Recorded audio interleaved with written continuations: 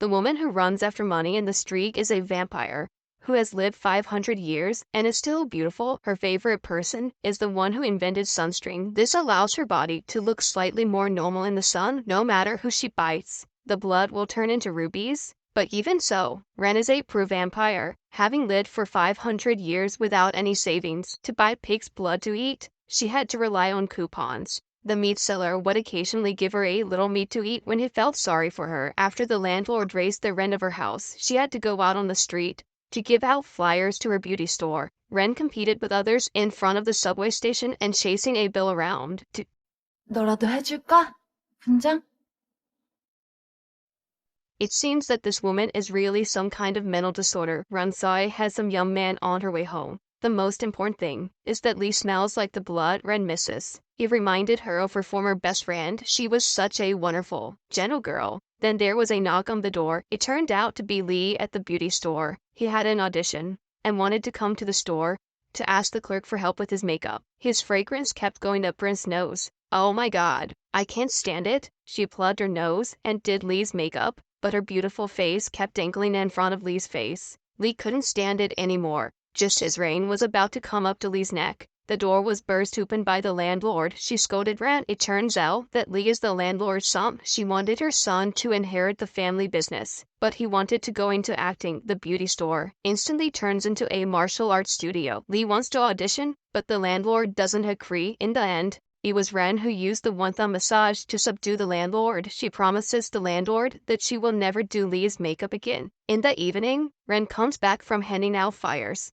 Lee waited for her in the alley and showed her his love. He even cheekily asks her for a kiss, but Ren pushes Lee away. While they were fighting, the landlord came again. Ren takes Lee to hide in a cubicle. Outside the room is the landlord's search. In front of her was Lee's handsome, warm smile. Ren's heart kept pounding. She suspected that Lee was the reincarnation of her best friend, so she checked the books. She took the man to have his blood drawn. The nurse is baffled by the strange woman who wants a man's blood. Lee overheard them talking and thought Ren had cancer, so he has to take her to the hospital. Ren can't say she's a vampire and feels helpless. On the other hand, the landlord was checking Ren's it and wanted to evict her from the room she was staying in, but she was shocked to find that Ren's a card said she was born in 1957. My goodness. Such an old woman with such good skin. I'm afraid she's not an ordinary person. Then she went to Ren's store to find out what was going on. The landlord found the remodeled cubicle. She saw a refrigerator full of sunscreen and tasted Ren's pig's blood drink.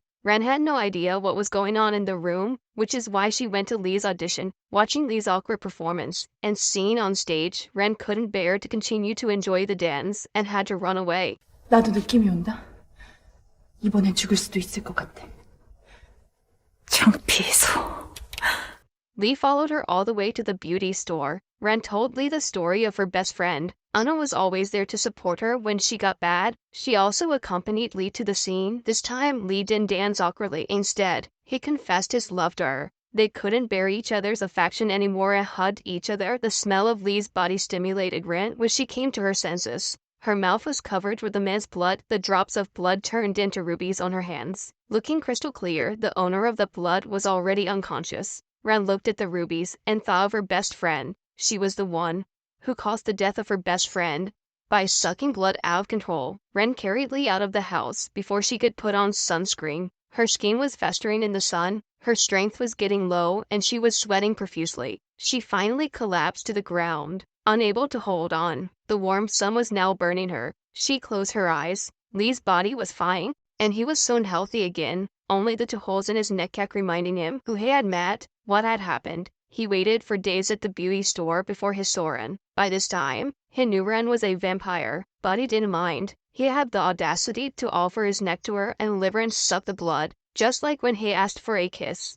That's when the landlord barged into the salon again. Lee thought his mother was going to kick Ren out and was desperate. However, the landlord came to make Ren bite her this time too. It turns out that the landlord never on the day she fainted. She was holding a cross and wearing a garlic necklace to exorcise the ghost, but she ended up dragging Ren back to the store and saved her life. She came here to seek immortality, but the 2 of them tricked the landlord into leaving. Ren took out the ruby and wanted to return it to Lee, but Lee said, 난 이렇게 보관하지 않아도 되는데.